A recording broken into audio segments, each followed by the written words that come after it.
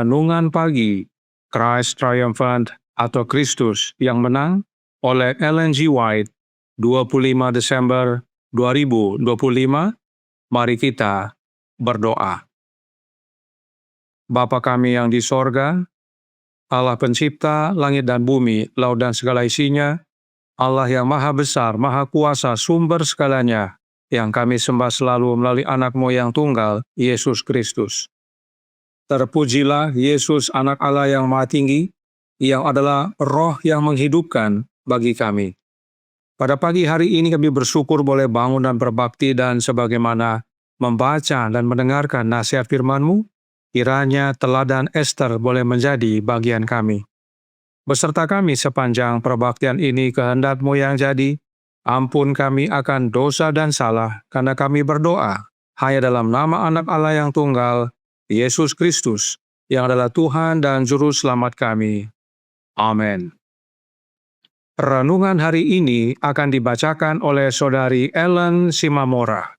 Kepada Saudari Ellen, kami persilahkan. Selamat pagi saudara-saudara yang kekasih dalam Yesus Kristus. Renungan pagi kita pada tanggal 25 Desember 2025, Kamis, berjudul Dekret Kematian Terhadap Umat Allah. Ayat inti terdapat dalam Ester 3 ayat 13. Surat-surat itu dikirimkan dengan perantaraan pesuruh-pesuruh cepat ke segala daerah kerajaan, supaya dipunahkan, dibunuh, dan dibinasakan semua orang Yahudi, daripada yang muda sampai kepada yang tua, bahkan anak-anak dan perempuan-perempuan pada satu hari juga.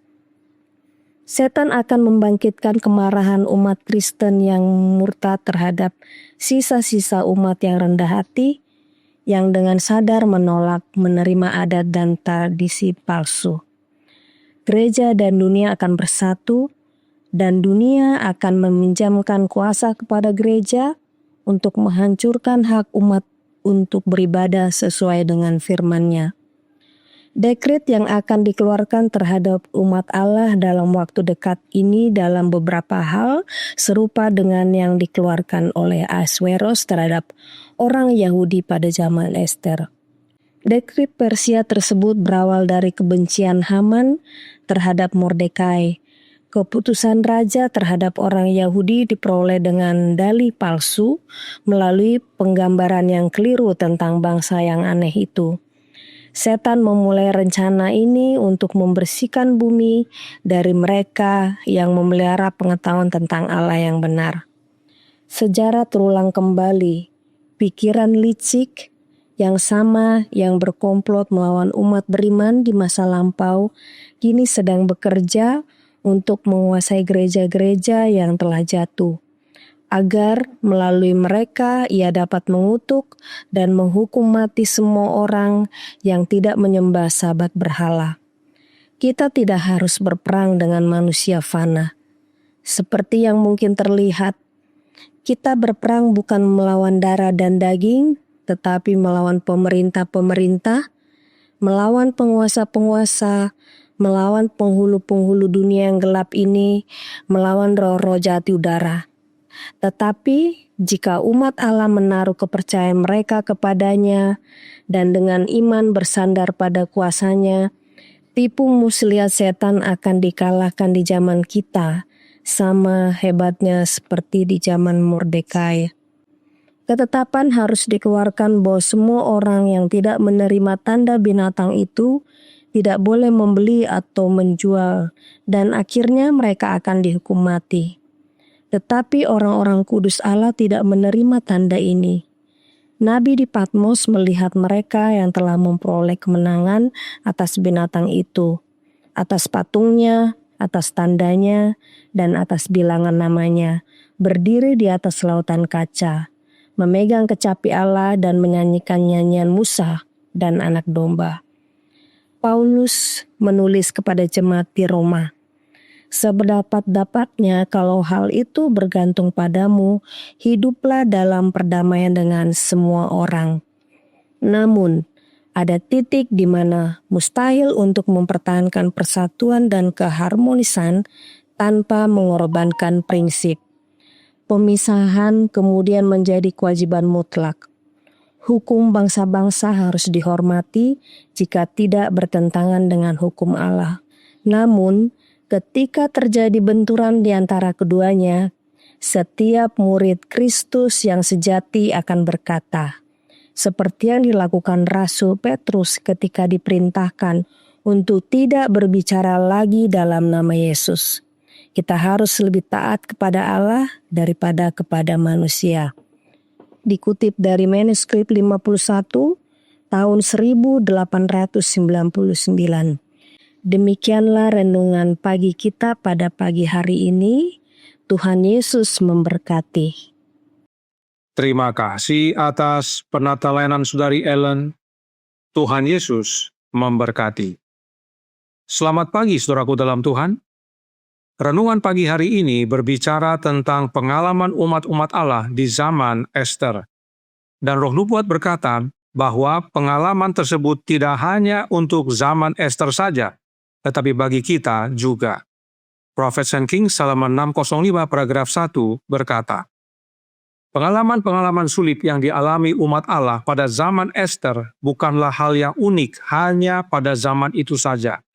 Sang Pewahyu yang memandang ke masa depan hingga akhir zaman telah menyatakan, maka marahlah naga itu kepada perempuan itu, lalu pergi memerangi keturunannya yang lain, yang menuruti hukum-hukum Allah dan memiliki kesaksian Yesus. Wahyu 12 ayat 17.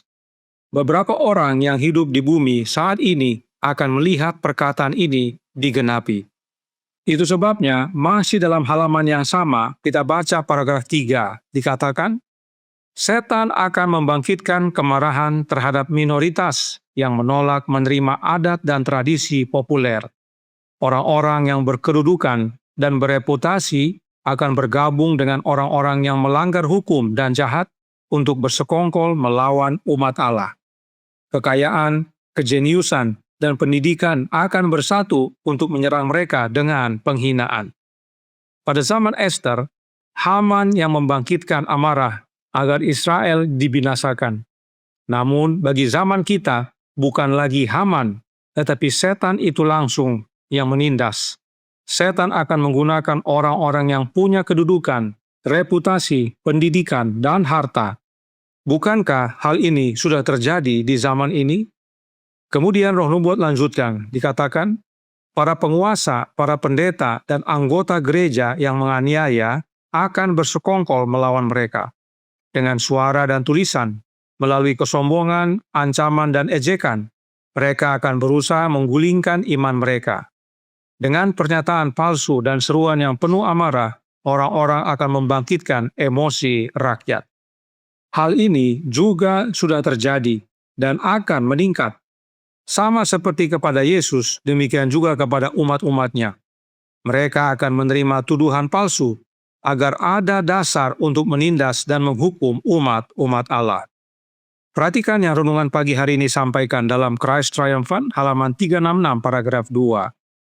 Setan akan membangkitkan kemarahan umat Kristen yang murtad terhadap sisa-sisa umat yang rendah hati, yang dengan sadar menolak menerima adat dan tradisi palsu. Gereja dan dunia akan bersatu, dan dunia akan meminjamkan kuasa kepada gereja untuk menghancurkan hak umat untuk beribadah sesuai dengan firman-Nya. Inilah maknanya aniaya akan meningkat. Tadinya hanya gereja yang aniaya, melalui suara dan tulisan, melalui cemooh dan ejekan, serta melalui tuduhan palsu. Tetapi akan tiba saatnya gereja akan bersatu dengan negara, agar mereka dapat menghukum umat-umat Allah dan bahkan menghukum mati.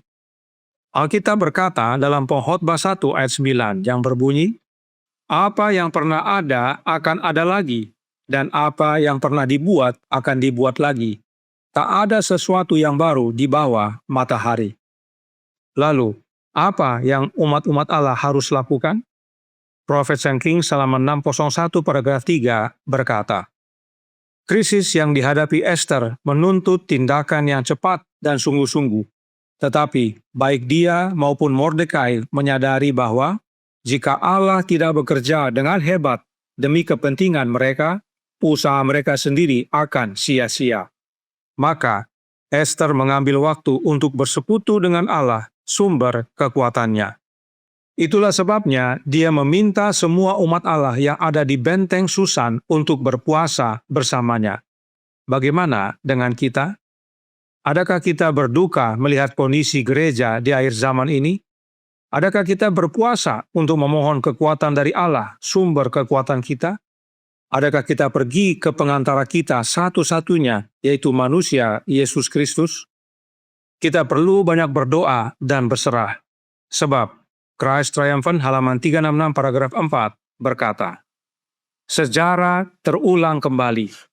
Pikiran licik yang sama, yang berkomplot melawan umat beriman di masa lampau, kini sedang bekerja untuk menguasai gereja-gereja yang telah jatuh, agar melalui mereka ia dapat mengutuk dan menghukum mati semua orang yang tidak menyembah Sabat berhala.